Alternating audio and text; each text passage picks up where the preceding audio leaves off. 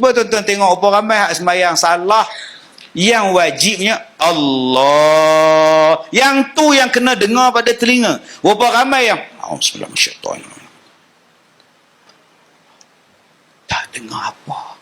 Berapa ramai yang sembahyang takbiratul ihram tak sah sembahyang dia. Sebab tak dengar pada telinga dia. Jangan ditarik. Jangan ditarik. Allah.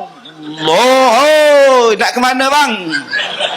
6 harakat kau belasah yang kena panjang Allah, pendek Allahu Akbar. Bukannya bukan. Itu yang berlagu lagi. Berlagu di mulut satu, berlagu di tangan.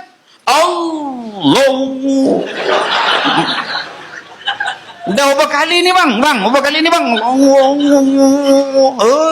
Duduk pula sebelah kita pula.